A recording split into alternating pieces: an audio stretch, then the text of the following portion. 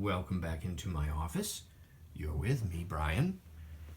Let's now examine this 19th century pocket map of the Adirondacks in New York.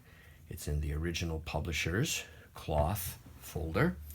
It is paper map, large folding paper map. Publisher's promotional list of publications affixed to the rear inside paste down like so. The map unfolds in this manner here. As we unfold it, you'll notice that there are numerous splits at various fold line intersections like so, which is quite typical of paper maps of this era, which is the reason, in fact, a lot of publishers backed their maps in linen because paper would quickly do like what we see here. This is 1895. There's a small little hole at this intersection that would need some backing. Most of the other intersection splits have no loss or just this minimal, tiny little bit of loss. There is some splitting on this side like so. So I want to be very clear with the map that it does have fold line intersection splitting. It's hand colored. It's engraved and lithographed with hand color. The imprint is by Lois Newman, who is not a particularly prolific engraver or printer of the era.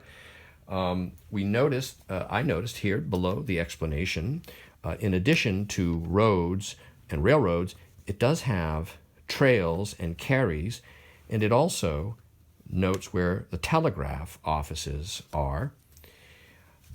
If you start to look closely at the details on the map, it's interesting because in various locations there are mentions of specific hotels and businesses.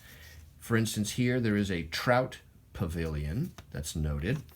We saw over in the middle of the map here a steamboat through this area right here, goes daily, and the fare is given as $1.75, it looks like. There are camps that are noted. There are trails that are noted, proposed roads.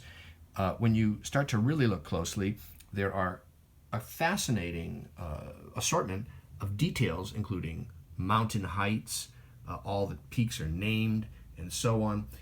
An interesting map of a tourist area that to this day is quite popular with visitors.